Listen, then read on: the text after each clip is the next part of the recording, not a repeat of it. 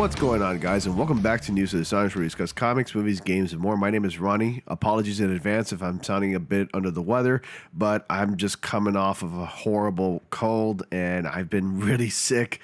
So I'm going to be doing my best to make this video kind of short and sweet.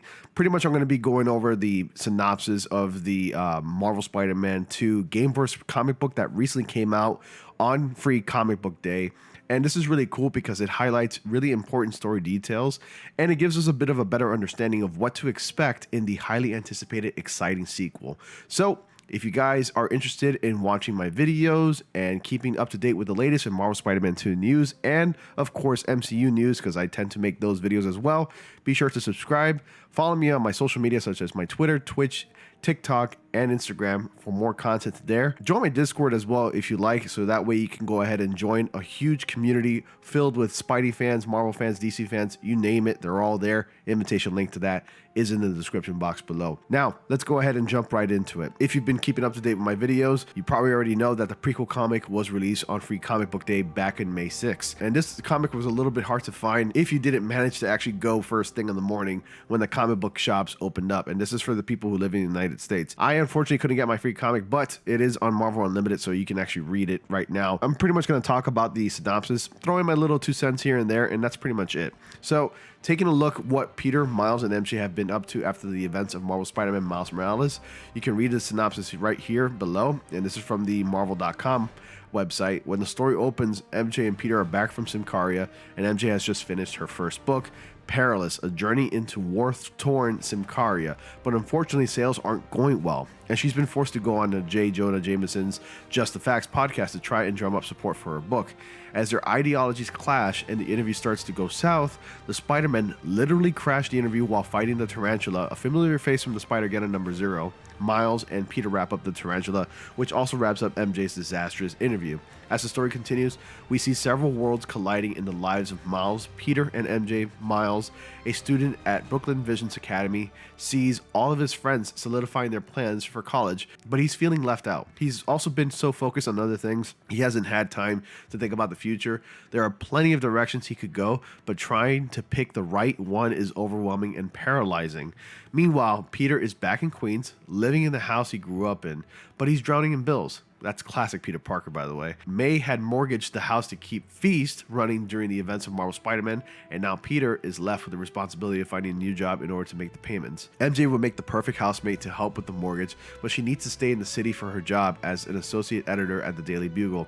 At least, that's what she tells Peter. There's an unspoken tension between them as both struggle to take the next step in their relationship. Pause for a second before I proceed to the next paragraph. I would fear something like this would happen, as I thought like pretty much their relationship was pretty much solidified at the end of the first Marvel Spider-Man game. These tensions could be a mix of anything. Probably Peter wanting to date somebody else, or MJ wanted to date somebody else. I'm actually kind of curious, and I want to explore that tension a little bit more, and I hope we do get to explore that a little bit more in the sequel. Moving on with the synopsis here. So on top of all of that, there's a new gang in town, and they appear to be using magic. Our heroes work together to track down and confront members of this gang, using their superpowers to uncover the gang's leader, the Hood. The new supervillain appears to have supernatural abilities that defy mere webs and fists. While Miles, Peter, and MJ attempt to balance their responsibilities to the city and each other, they keep coming back. One of the main themes of this action-packed issue is magic real? Now, that is something that I'm quite curious about. Being that this franchise, the Marvel Spider-Man franchise from Insomnia Games, seems to me, at least, to everybody else, that this is a more of a grounded kind of Spider-Man series. I think the magic is going to end up being fake, kind of like Mysterio's magic. I don't really think magic really exists in this universe, being that this is a very grounded thing. But then again, I could be wrong, because the Avengers exist in this universe as well. So then again, you know, it'd be shocking to see magic, because it wasn't something that's ever been referenced.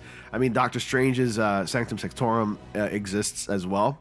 So it'd be interesting to see magic in a very grounded kind of Spider-Man franchise as such.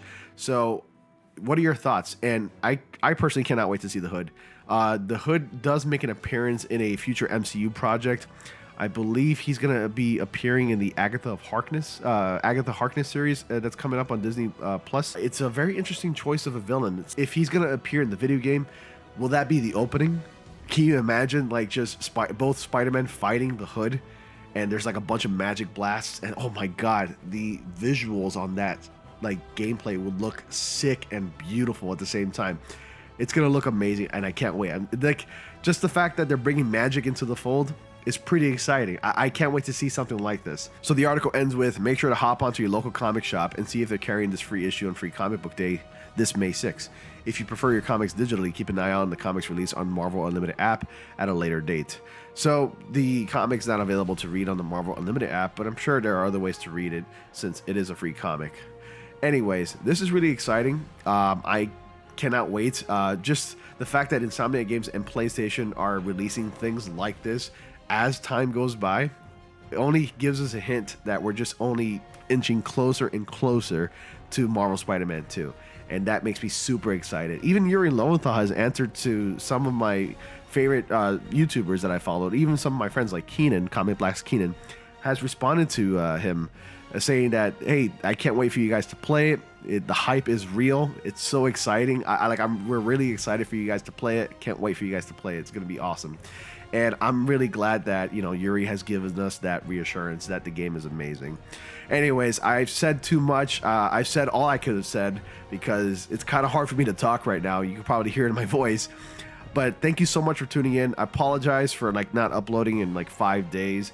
I've been really ill and sick, as I've mentioned before. Thank you for your patience, and thank you for your support as well. Your support is greatly appreciated. As always, guys, thank you so much for watching. Be sure to like, comment, subscribe, and click on that bell notification so y'all don't miss anything. And I will see you all in the next comic panel. Will one of you finally give me what I desire?